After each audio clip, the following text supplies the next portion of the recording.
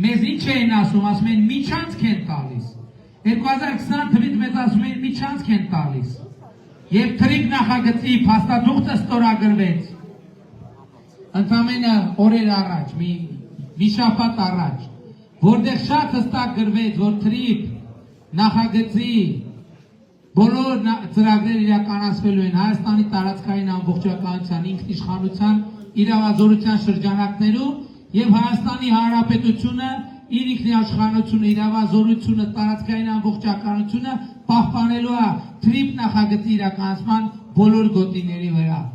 Ես մեկ ասում եմ վերջ, միջանցքի թեման փակվեց, բայց պրոբլեմն է, որ միջանցքի թեմա չի եղել, այդ մեր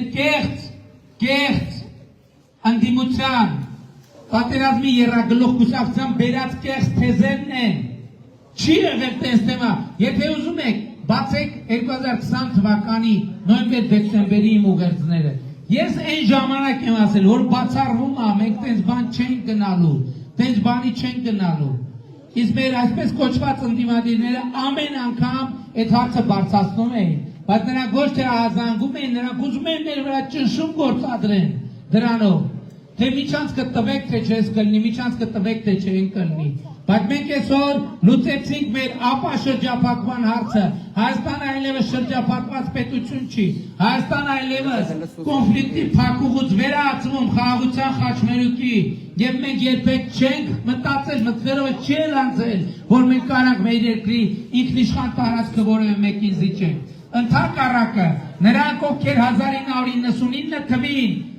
Մեղրին զիջելու համար հոկտեմբերի 27 են արել, այդ մարդիկ մեզ ուզում են մեղադրեն միջանցք տալու մտադրության մեջ, բայց մենք փակել ենք այդ բոլոր թեմաները, այո, մենք Ռոբերտ Քոչարյանի բացած Մեղրիի թեման փակել ենք անվերադարձ, չկա Մեղրիի թեմա, չկա Զանգեզուրի թեմա, չկա Սյունիքի թեմա։ Հավանիչ տեսանյութը և բաժանորդագրվիչ, նորությունները բաց չթողնելու համար։